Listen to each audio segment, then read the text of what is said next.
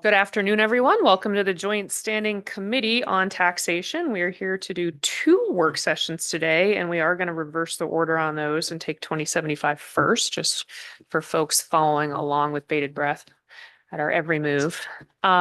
Before we begin those work sessions, however, we will do committee introductions. My name is Nicole Rahowski, and I represent Senate District 7, 22 communities in Hancock and Knox counties. And I really just need to make a list of all my towns because I know them, but I can't remember where I left off. So going for Castine today seems right, right? So Castine, and definitely want to shout out Maine Maritime Academy. We're very excited to get a new boat soon, but it is not here yet. When it is, I'm going to invite you all to come jump off of it. Oh, fun. With Right. me. All right. Wow, that was a great enthusiasm. Go right ahead to my co-chair. Thank you, Senator. I am the co-chair of this lively crew. I'm Dan Sarah. I'm the representative for House District 135, which is the greater part of the great town of Kennebunk.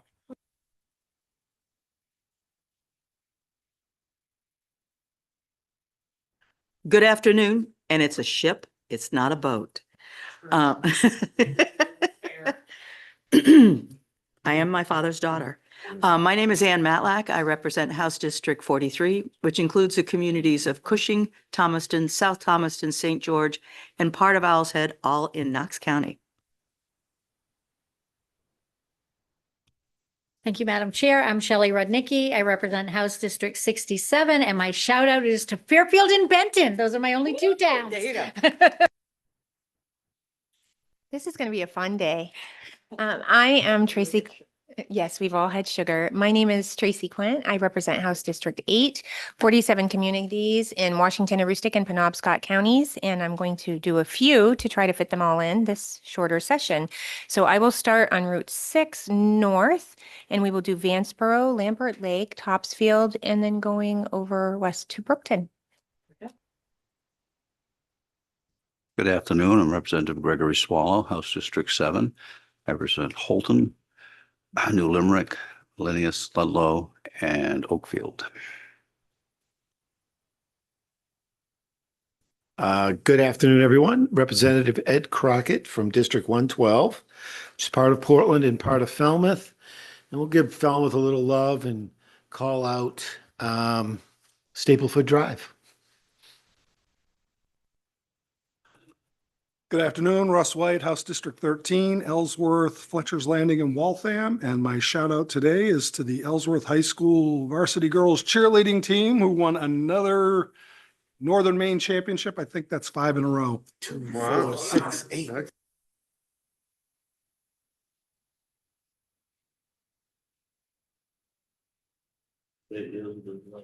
Gary Friedman. You look forward out with me. What can I say? Say your name. Hey, this the mic's on. Representing Bar Harbor, Mount Stewart, Lemoyne, and Cranberry. My shout out today is to the 2 biolabs in Bar Harbor that were just at the event on biosciences in Maine, Jackson Laboratory and the MDI Biolab. So it's great to see those representatives there. Good afternoon. Thomas Levine, House District 148, and I'm not running for governor. Yeah, I represent Berwick and parts of North Berwick. Good afternoon, Bruce Bickford. I represent Senate District 20, which is Auburn, Poland, New Gloucester, and Durham. Thank you all. I just want to echo the shout out to the Ellsworth cheering squad because I appreciate it. The way that I learn when our sports teams win is that I'm at home usually at that hour of the night when the school buses drive by and I start hearing all these sirens and I see that the cop cars are driving toward town instead of away. And then I think, oh my gosh, they must have won. So that's how I get my news in Ellsworth. It's not Facebook. It's literally looking out the window. So I was excited to see that on Saturday night. We also have our committee clerk, Elena Ray, and our committee analyst, Jessica Griswold, here today. And so with that, we'll get started on our work session on LD 2075. This is resolved to authorize the state tax assessor to convey the interest of the state in certain real estate in the unorganized territory. Open that work session. And I guess we can turn it over for the start to you, Jessica, although if you want to turn it right over to main revenue, that is I will allowable, do of that. course. Okay.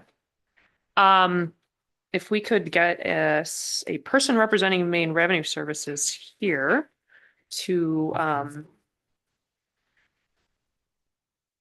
think give us an update on the bill and if there's any changes you recommend us to make. Welcome. Good afternoon, Senator Grahowski, Representative Sayre, and members of the committee. My name is Stephen Sullivan. I'm the Deputy Director of the Property Tax Division at Maine Revenue Services. I did bring in copies of the bill that have properties in the resolve that have been removed because the taxpayers have redeemed the properties, paid their back taxes, and so they're no longer subject to the resolve. Thank you. And just to clarify, just for everybody, my version of this was just sitting right on the top of my desk in the middle, and there's a red line on all the properties that were are recommended for removal since they have paid their Yes. back taxes. Okay. I know everyone's just seeing that. I'm not sure if any of those particular properties stand out to anybody. Senator Bickford, go right ahead. Thank you, Madam Chair. I'm going to make a motion not to pass LD 2075 as amended with the properties taken out that have since paid their arrears.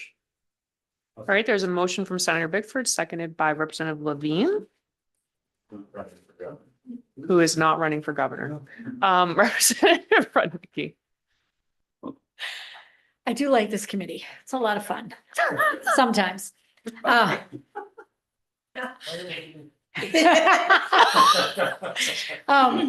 So I did have a question. If between now and this actually goes to the House and the Senate for votes, what happens to those that may pay up in the next week or two? Is there a way, and I don't know if we can do this within the motion or not, to just also authorize that any to be taken out beforehand, before it is made? I don't know. I'm just kind of, do you know what I'm asking, I guess? Our practice is to accept redemption right up until the time that we put it out for sale by a real estate broker. So even up to that time, we will accept redemption. Follow up, Representative Rudnicki. Yes, thank you. So my question though, I know a lot of people, if they're gonna be in some sort of, well, in our case, it would be a town booklet that they're in arrears. Sometimes people, I mean, if you let it get to that point and it's made public anyway, but I don't know, does this get made public in any kind of booklet or something that can be Just the LD that is. Just is in the passed. LD Yeah, itself? we don't publish it as Okay. of course. All right, thank you.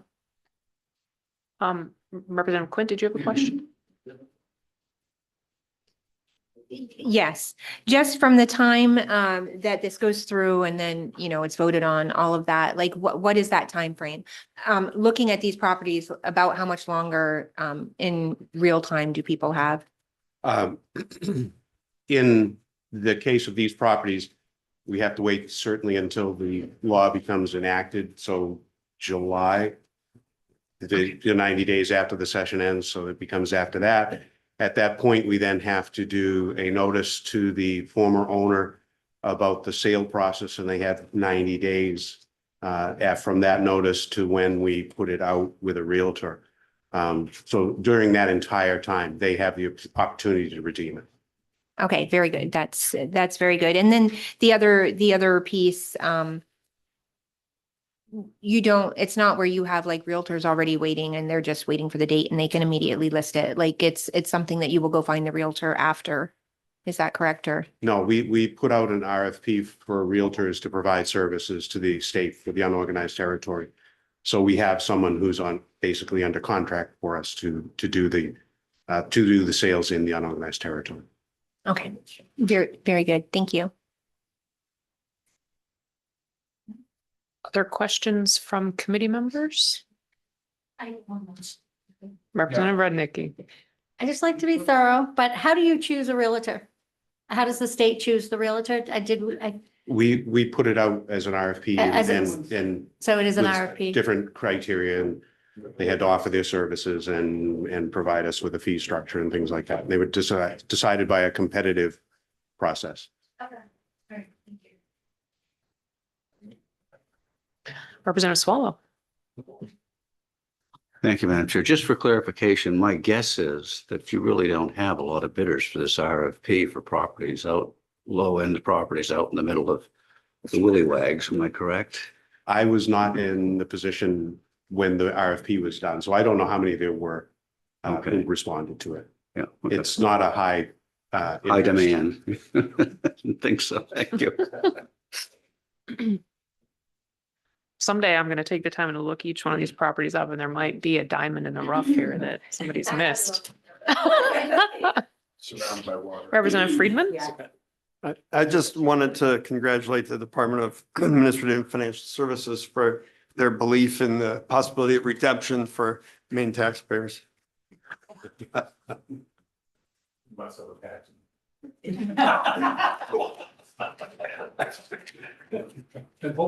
I'm not gonna, there's just no comment that I feel I should give at that. Any other questions, debate, discussion? We do have an ought to pass as amended motion on the table. Seeing no further conversation, all those in favor of the motion, please indicate by raising your hands. We have Representative Swallow, Representative Quint, Representative Rudnicki, Representative Matlack, Representative Sayer, Senator Grahowski, Senator Bickford, Representative Levine, Representative Friedman, Representative White, and Representative Crockett. That is unanimous of those present. Thank you all. And with that, we will close the work session on LD 2075. I had inadvertently confused something with Senator Peirce and told her I thought we would need her closer to 1:30. I think she is very nearby, but it'll just take a couple minutes to try to find her before we start that work session. And my apologies for mixed signals, but we'll be right back.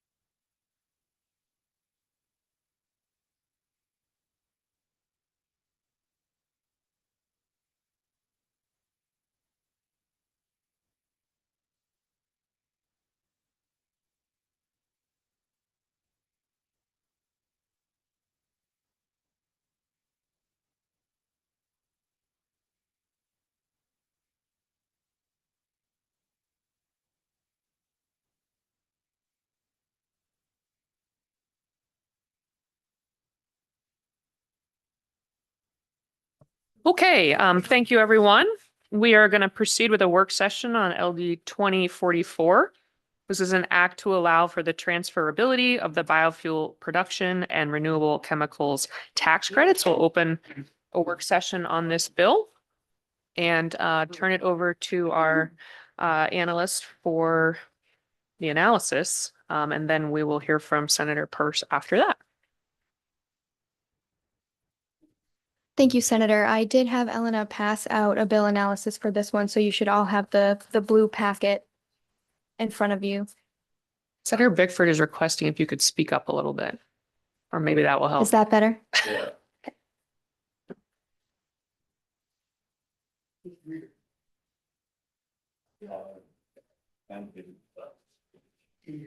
Okay, LD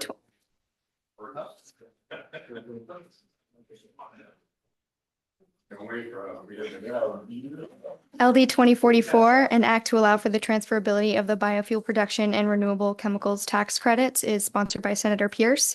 This bill proposes to allow for the transfer of the biofuel commercial production and commercial use tax credits and the renewable chemical tax credits to third parties. Under current Maine law, a taxpayer engaged in the commercial production of biofuels in Maine is allowed a non-refundable income tax credit in the amount of 5 cents per gallon of biofuel produced in Maine during the taxable year. The credit is limited to the Maine tax liability on income derived during the taxable year from the production of biofuels. To be eligible for this tax credit, the biofuel must meet state and federal regulatory standards and be certified by the Commissioner of Environmental Protection. Unused credit amounts may be carried over for up to 10 taxable years. This tax credit expired in 2015, but was reinstated for tax years beginning on or after January 1st, 2021. Similarly, a taxpayer engaged in the production of qualifying renewable chemicals in Maine is allowed a non-refundable income tax credit in the amount of 8 cents per pound of renewable chemicals produced in Maine during the taxable year. The credit is limited to the Maine tax liability on income derived during the taxable year from the production of renewable chemicals. A taxpayer claiming this credit must submit information to the assessor regarding the renewable chemicals being produced, together with an affidavit of an independent third-party contractor certifying the accuracy of the reported information and compliance with third-party testing requirements as provided in Maine Revenue Services Rule 818. Unused credit amounts may be carried over for up to 10 taxable years. This credit applies to tax years beginning on or after January 1st, 2021. And I'll just note that copies of the existing statutes and MRS Rule 818 are attached to your bill analysis for ease of reference. Those are white pages, not blue pages. The committee held a public hearing on this bill on January 20th.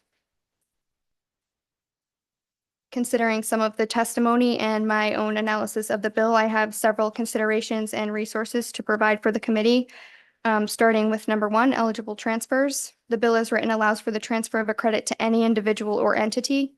The transferee does not have to be a taxpayer engaged in the production of biofuel or renewable chemicals in Maine. A transferee is not required to meet any qualifying criteria, though a credit may only be applied to Maine income tax liability. Regarding the same effect and limitations on transferees, the bill states that a transferee could apply a credit against their own Maine income tax liability with the same effect as if the transferee had engaged in the production of biofuels or renewable chemicals, and that a transferee would be subject to the same limitations and carryover provisions as the taxpayer who generated the credit. A transferee who is not a producer of biofuels or renewable chemicals could not apply the credit with the same limitations as the taxpayer who generated the credit, insofar as the credits are limited to the Maine tax liability on income derived during the taxable year from either the production of biofuels or renewable chemicals. So with that, the committee may want to consider amending the bill to clarify that a transferee who is not a producer of biofuels or renewable chemicals could apply a credit to their Maine tax liability on income derived from other activities, but would still be subject to the 10-year carryover limit and could not use a credit to reduce their Maine income tax liability to less than 0 if that's the intent. Regarding the timing of transfers, the bill as written implies that a credit could be transferred any time before the expiration of the 10-year carryover period. The committee may want to consider specifying in an amendment whether the 10-year carryover period begins when the credit is generated or at the time of the transfer. Regarding number of transfers, the bill does not limit the number of credits a credit-generating taxpayer can transfer, nor does it specify whether a credit can be transferred or sold more than once. Regarding certificates of approval for renewable chemicals, Section 2 of the bill requires the assessor to review information submitted by the taxpayer pursuant to subsection 5 of the existing statute and associated rules of the assessor to determine eligibility for the tax credit. If the assessor determines that the taxpayer is eligible for the tax credit, Section 2 requires the assessor to issue a certificate of approval to the taxpayer. Section 2 then goes on to say that a taxpayer who has received a certificate from the assessor but has not yet claimed the tax credit may transfer the certificate. Under subsection 5 and MRS Rule 818, a taxpayer claiming the credit is required to submit documentation establishing eligibility for the credit together with the affidavit of third-party testing. The taxpayer, is not currently required to obtain a certificate of approval from the assessor or submit the required documentation prior to claiming the credit. The committee may want to consider whether or how the certificate of approval requirements fit into the current process. Regarding transferred credits, the last sentence of Section 2 of the bill states that a taxpayer who transfers a credit under this subsection may not claim a credit that has been transferred. Just a note, this language is not included in Section 1 of the bill. Moving on to item number 7, MRS concerns and recommendations. Starting with refundable credits, as described in MRS's testimony, transferable credits would represent a significant departure from Maine's current approach, which uses refundable credits to achieve similar goals. Both transferable and refundable credits allow a taxpayer with little to no income tax liability to benefit from the credit, but a taxpayer must sell transferable credits to obtain the benefit. Transferable credits would require MRS to develop new tracking and verification processes, and we're unsure of the costs of this implementation, while refundable credits would be given to the credit generating taxpayer directly and in full. There was some testimony saying that depending on the details of a potential refundable tax credit, that would be desirable to the interested parties. MRS's testimony also describes the tax credits as narrowly targeted and expected to apply to only a few taxpayers. MRS suggests that a grant program should be considered as an alternative to transferability. They also point to Minnesota's bio-incentive program as a better model for providing development incentives to renewable chemical or biofuel sectors, noting that it's difficult to efficiently administer a narrow program tailored to a very particular set of facts and circumstances, such as these tax credit programs. A preliminary fiscal impact statement is not yet available. However, MRS described in his testimony that the current combined tax expenditure for both credits is negligible. MRS's testimony further provides that the preliminary administrative costs are nominal and can be absorbed within the current budgetary allotment. The tax expenditure information pertaining to both of these credits can be found on pages 38 and 58 of your red book. 38 is the biofuel production and 58 is the renewable chemicals.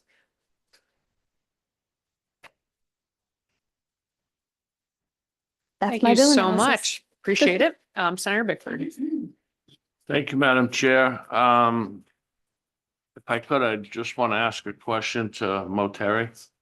Let's start though with any clarifying questions on the bill analysis. This and would be then, clarifying as a question I had asked during the public hearing. okay, do you mind if Sure. we just take a Yeah. few others and then we'll circle back on that? Representative Friedman? Thank you, Madam Chair. I was wondering why the bill specifies going back to 2021 for tax credits. Why the 5-year back qualification? That's in statute. That's an existing statute. Yes, under both of the existing statutes, the credits are effective as of January 2021. Representative Sayre? Thank you, Madam Chair. Thank you for the analysis. I just wanted to clarify one point that I had to read multiple times.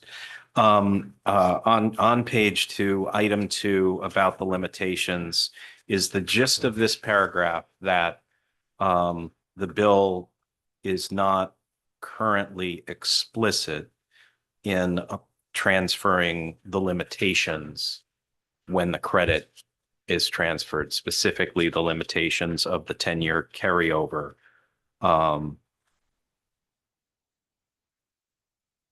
and the limitation that it does not reduce your income tax liability to less than zero. Are those, What it do I says, understand that paragraph correctly? it is a little bit confusing. Thank you, Representative. The language in the bill says that a transferee of the credit is subject to the same limitations and carry forward provisions as the taxpayer who generated the credit in sections 1 and section 2. The limitations provisions in each of the existing statutes say that a person entitled to a credit under this section for any taxable year may carry over and apply the portion of any unused credits to the tax liability on income derived from the production of biofuel or renewable chemicals. So necessarily, a transferee who is not a producer of biofuels or renewable chemicals can't be subject to the same limitations. They could absolutely be subject to the 10-year carry forward limit, and also the credit could be non-refundable for them as it is for the existing beneficiaries of these credits, but they can't apply the credit to income derived from the production of biofuels or renewable chemicals if they are not engaged in the production of biofuels or renewable chemicals. Follow up, Representative Sarah. Thank you. But in either case, the value of the credit is calculated based on the transferors, or this is a question, not a statement. Isn't it the case that the value of the credit is calculated based on the transferors production of these two types of products? That's my understanding, yes. Okay. Representative Swallow. Thank you, Madam Chair.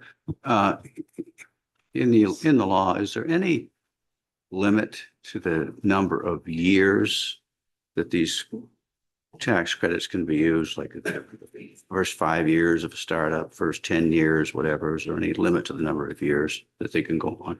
They can be carried over for 10 years, up to 10 taxable years. Can be carried over, correct. But as far as usage of the original transferor, can they just continue for years on end? You're asking if the transferor can just carry over No, the the transferee? transferor gives to the transferee. The transferee can carry over for 10 years. That's the intent, yes. Yes, I'm asking if is there any limit on how many years these tax credits are available to the transferor to transfer? No, not in the bill as written.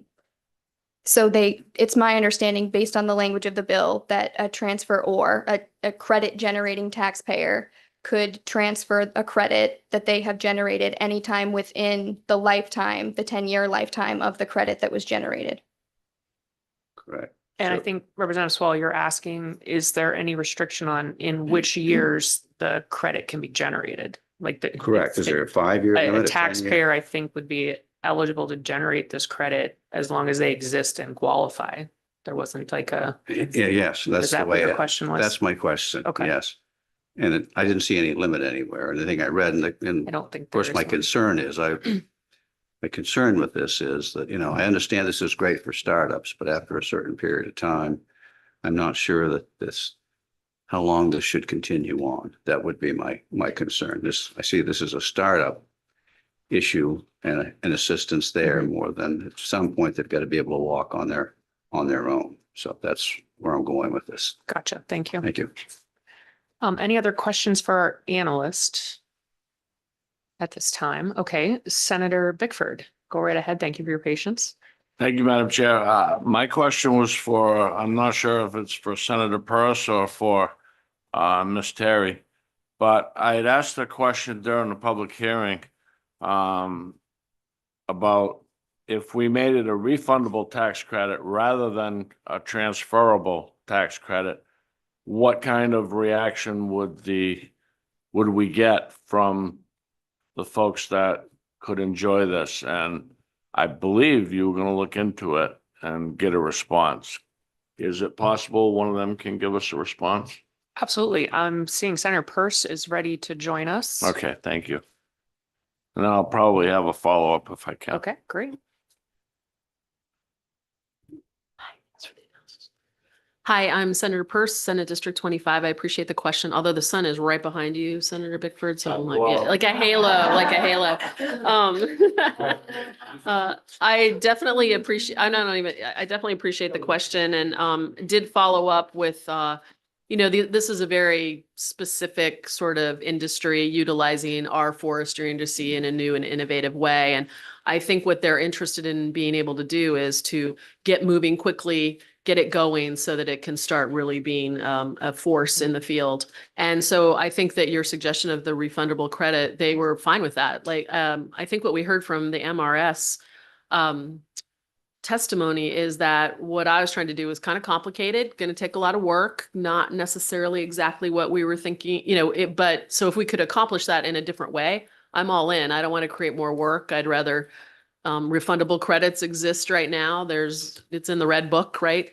Although I've never been on this committee, so I deal with the green book in education with the EPS model, you know, kind of thing. So I'm happy there are probably people behind me that understand a little bit of that, but absolutely I reached out to the companies that are looking to, you know, get this up and going in Maine, in Millinocket and in Lincoln, and they were happy with that as an alternative to what we were thinking here, which was a little more, much more complicated. And, you know, legislators, they like to lots of words, make it maybe we could just get it easier here. I don't know. So, but I'm happy to defer to others about that. Yeah, so with the fact that. Senator Bickford, your microphone is off. Oh, Go sorry ahead. about that. Yep. So with the fact that it's negligible fiscal note, I mean, it's gonna have one, but not a huge one. And I understand Representative Swallow's question about, you know, at what time can they walk on their own?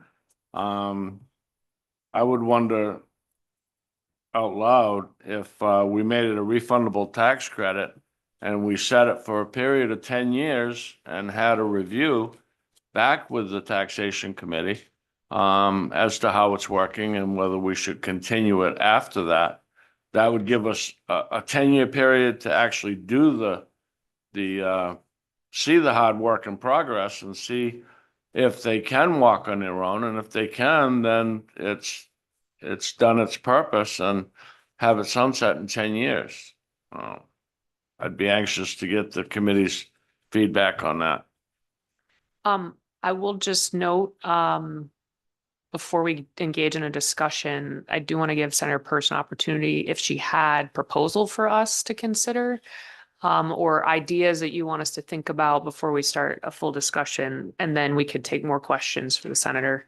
I did but- not pull together anything written. I'll be That's okay. honest. I was working hard to try to get over to speak with your analyst in the last couple of days, and my schedule just didn't allow that. But I have been ruminating on it and talking to people in DECD and other areas. The refundable credit seems like a good mechanism based on, you know, what we're trying to accomplish. I do understand the need to put some time limit, to some constraint to it, some review of it. I don't, you know, I'm not, again, I'm sorry, I'm not as well versed in your committee detail as I could be. So I welcome the conversation with you all and with DECD and with DAFs around maybe those mechanisms. I think if you feel it's a prudent way to pursue, I am more than happy to go get the work done and get something drafted for your review. And I would probably go quickly to an analyst, so we did it in statute language versus, you know, Teresa or Senator Pearce language. So.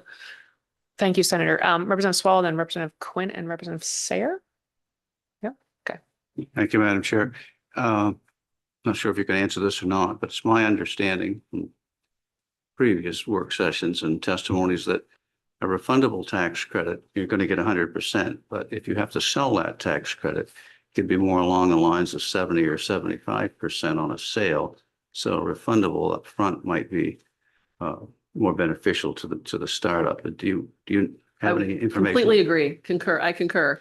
That's what we heard in testimony. That's what I heard when I took the changing from what my bill was to this other conversation. Because if you do sell the credits, you do lose something about 30%. You know, you only get 70 cents on the dollar when you do that. And it's just much more complicated to do as well. So. Representative Quinn. So my question is going in the opposite direction as well, where MRS was speaking that a good way to do that also would be with a grant process due to the limited number of companies that would be applying for that. What are your thoughts on that? Well, I think the simplicity of the refundability is a little better way to go. I think standing up a whole grant program and then having a competitive process with doing that might not elicit as much good ease of use of getting the funds back in. The goal is really to put capital back in as they grow in their nascent stage. And so I think standing up another program would require probably a larger fiscal note. I defer to DAFs to say that, or to run the analysis on it, or OFPR. But for me, this just seemed like a better avenue than the grant process. So.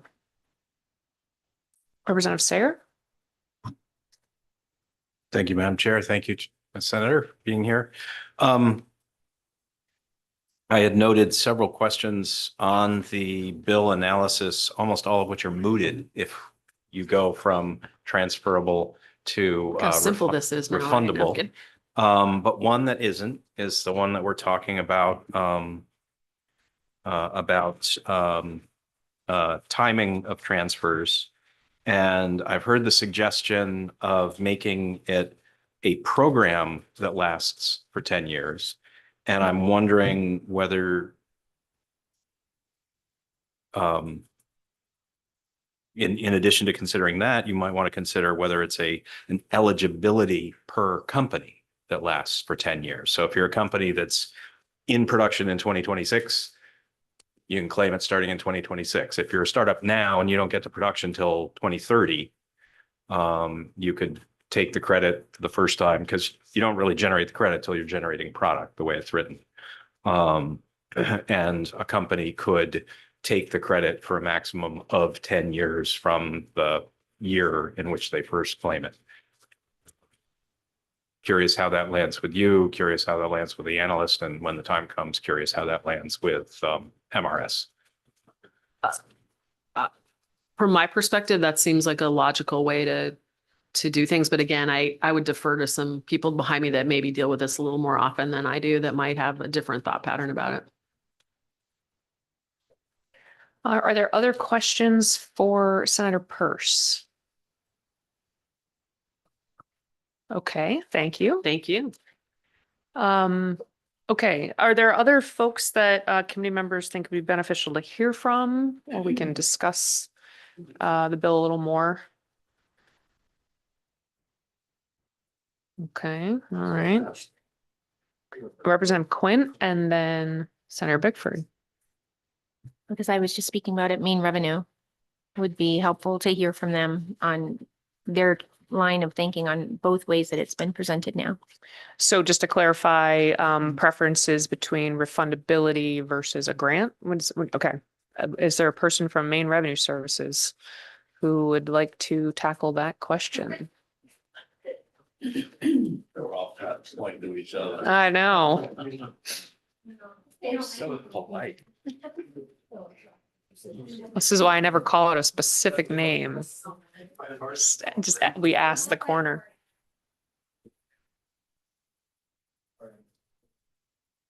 Oh, thanks.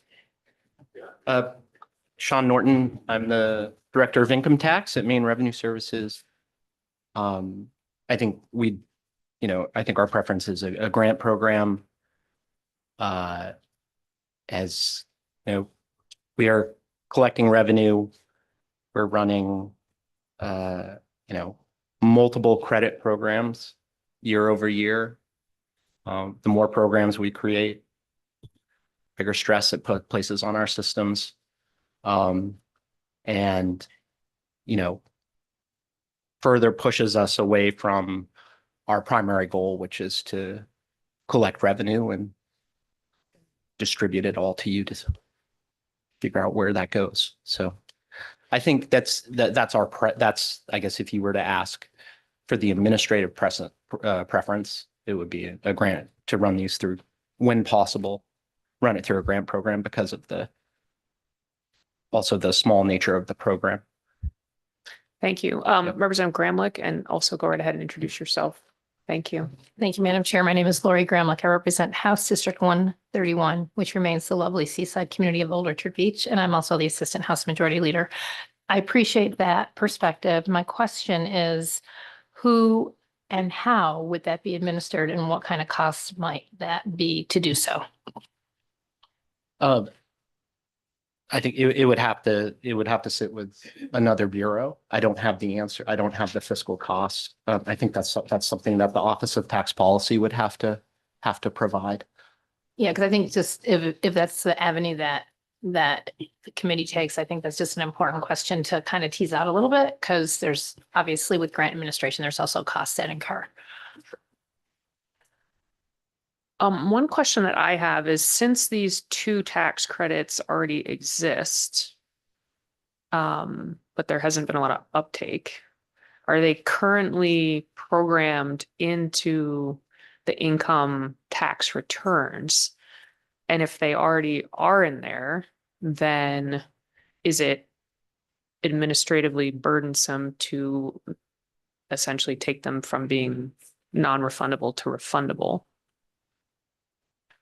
No, I think that change could be implemented relatively easily. And just to clarify, these are already programmed in since they've been around since 2021? That's correct. Okay. So I feel like that's like a little bit of a different question than we sometimes face with a totally new program, grant or tax credit. This is like, do we stick with a tax credit that already exists or shift it? Senator Bickford. Thank you, Madam Chair. My question was for Representative Sayre, because he brought up a question when I had talked about a 10-year sunset, a 10-year look back. Representative Sayre, you had talked about, well, what if we just do it for new companies, if they only come on board in like 2030, and then 10 years from that? I guess my question would be, would that be harder to administer than just to do a 10-year review and then make a determination then whether we still have new startups that we want to continue it for maybe another 5 years? Just a question for you so we can keep the discussion together.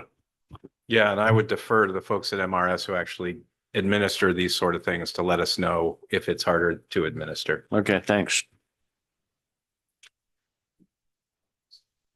I think, well, I guess I would just say for members that are interested in moving forward with sort of expanding the use of these two tax credits, my view, since this one is already programmed in, is that it would be more administrative burdensome for the entirety of state government to transfer it into a grant program.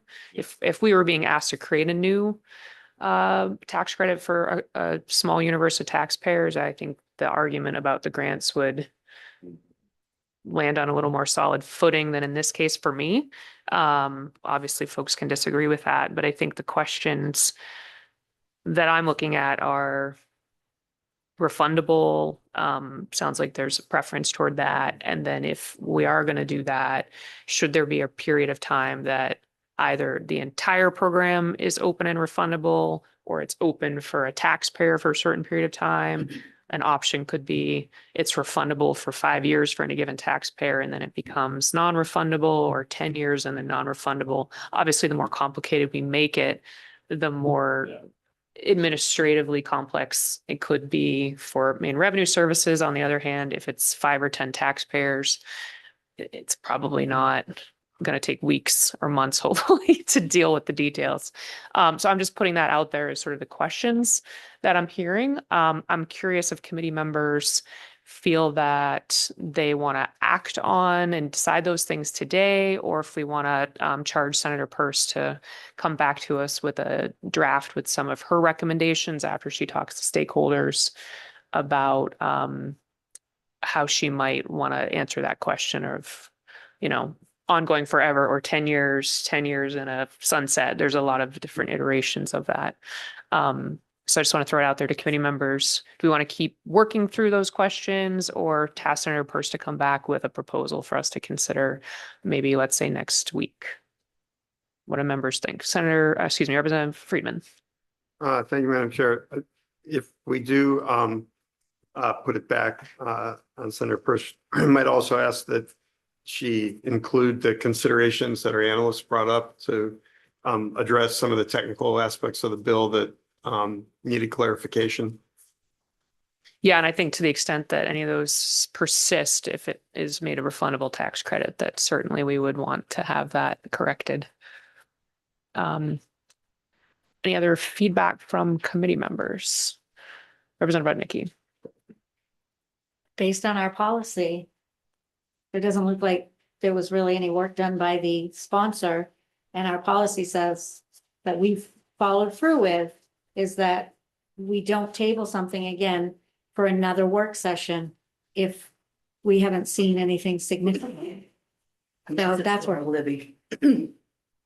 So, So thank you, Representative Rudnicki. I would like to respond to that. We, in fairness to Senator Peirce, had, we have our policy. And I think due to my own sort of lack of clarity with our team writ large, Senator Peirce did not receive the email after her public hearing that we traditionally send to all bill sponsors saying, here's our policy, this is our expectation. And so I'm personally feeling a little bit guilty about that because it slipped through the cracks for me, where I've been pretty diligent about hounding everyone. And I always CC you guys. And that didn't happen. So in courtesy to Senator Peirce, because of my mistake, I am interested in asking the committee to give her another week, not because of any fault of her own, and I'm owning up to it.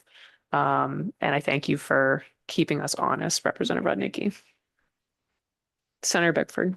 Thank you, Madam Chair. With that information, I'm going to move to table this item.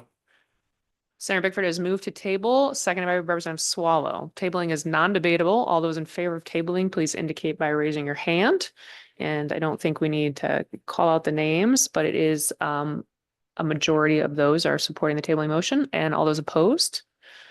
And that is a minority. So with that, we will table this bill and close the work session. And Senator Peirce, I think you got the marching orders. Thank you very much. Thank you so much. I just want to repeat the marching orders. Okay, we can I allow that. appreciate the way this committee works, so not all committees do what you do, so that's appreciated. So you want me to work on an amendment that creates refundability with some sort of timeline and report back affiliated with it. If that involved any technical changes in my original bill, then we would deal with that if there still exist after that. And we'd come back to you in a week. Yeah. I would actually try to get it to you in the email, you know, In advance of the in work advance session. of whenever Yeah. that work session might Yep. be. So Absolutely. did I And capture everything? I think so, yeah. Great. And feel free also if you want to ask our analysts to send it to the interested parties list, that's also Oh. an opportunity you could avail yourself of. Wonderful. Okay, thank you Thank so you. much. Appreciate it. Thank you. Appreciate your time. Is there any other business the committee wishes to take up at this time? We do have a schedule for next week. So far, we can add work sessions to it, such as Senator Peirce's work session. So next Tuesday, there is, look at that. Wow. We have a public hearing. This first is going to be it's an agency bill. So take a look at that. It's the Independent Office of Tax Appeals. And making changes to laws governing tax appeals. So that's something we haven't worked in a little while. So it'll be kind of unfamiliar. And then we've got a work session on Representative Webb's bill regarding electricity tax credit. And then Thursday, we also have work sessions on the dental care and cannabis hemp bills from Representative Stober and Representative Sayer respectively. That's hilarious. We didn't schedule it at exactly the right time, though. I have 1 p.m. instead of a little later in the afternoon. And those are scheduled, Ben, because our analyst Steve Langland is sort of the point person on those, and that's when he's available. So that's that we've been having a sort of Tuesday, Thursday dance we've been doing. But anything else we're able to add, especially as pertains to more insight into the budget, we will add as we're able, but do plan to be here Tuesday and Thursday afternoon. And because we're supposed to have session both those days, we'll see if that happens. All right. Any other questions? Representative Rudnicki. I actually have a question thing. So I've been getting a lot of emails today and I don't remember this coming through tax, so I want to ask specifically. Is there now a registration for lawnmowers? No, that's it. No. Okay, It's like, I've been getting this and going, what is going on? So those of you out there sending me emails, asking me if that's the truth, it's fake. Thank you. I don't think I got that, but thank you for letting me know in advance. As I see them, I can. Oh. $38 registration fee for a riding car. It's out I don't know. I was like, Untouched I don't remember it coming through text, but I'll Okay. ask. Well, you heard it here first. There is no registration for lawnmowers. Everyone tuning into the tax committee. All right, with that, we're